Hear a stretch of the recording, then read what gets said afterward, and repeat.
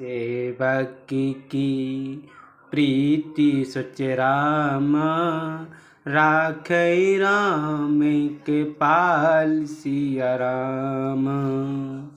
ओ पल किए जल जान जेहि राम, सचे बिसुमते कपि भाल सिया राम।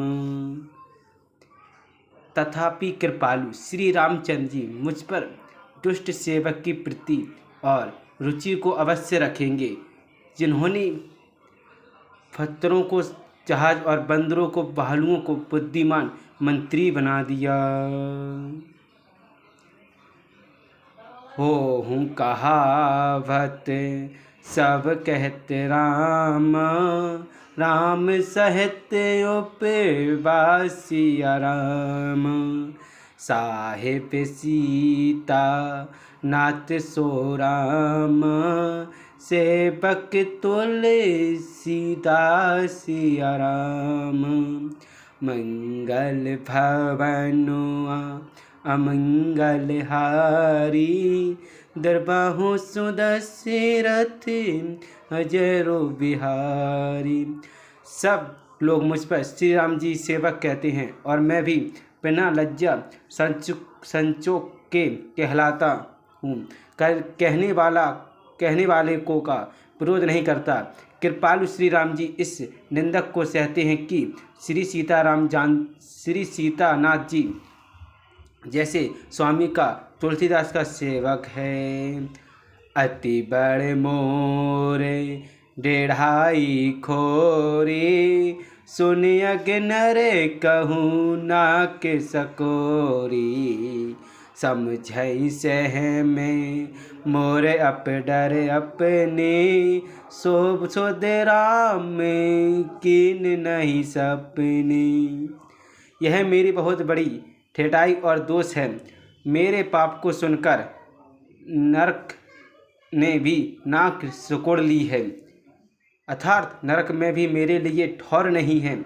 यह समझकर मुझे अपने ही कल्पित डर से डर हो रहा है, किंतु भगवान श्री रामचंद्र जी तो स्वप्न में भी इस पर मेरी ठेठाई और दोष पर ध्यान नहीं दिया। सुन अवलोक सुचित्र चख चाही, भगत मोरे मति स्वामी सराही। कहते न साही होते जियनी की, रीजत राम जान जन जी की।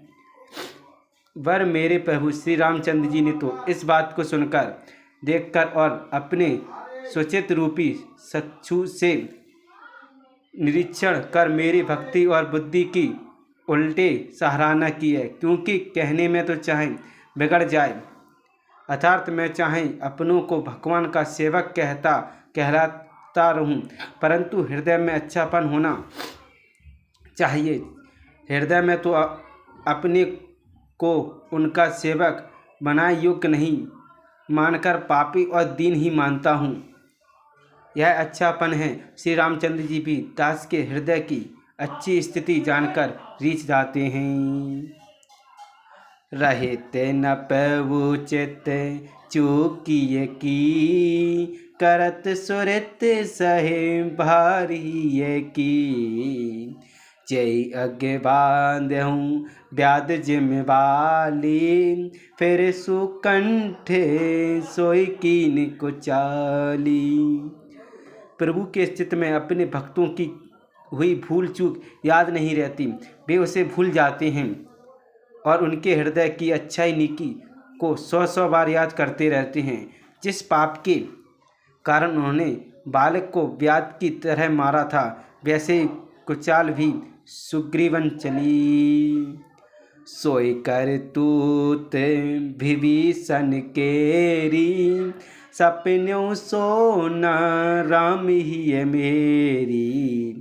ते भर तई भय तट सन्माने, राजसभा रघुवीर बखानी। वही करनी विभीषण की थी, परंतु श्री रामचंद्र जी ने स्वप्न भी उसका मन में विचार नहीं किया। उल्टे भरत जी से मिलने के समय श्री रघुनाथ जी उनका सम्मान किया और राजसभा में भी उनके गुणों का बखान किया।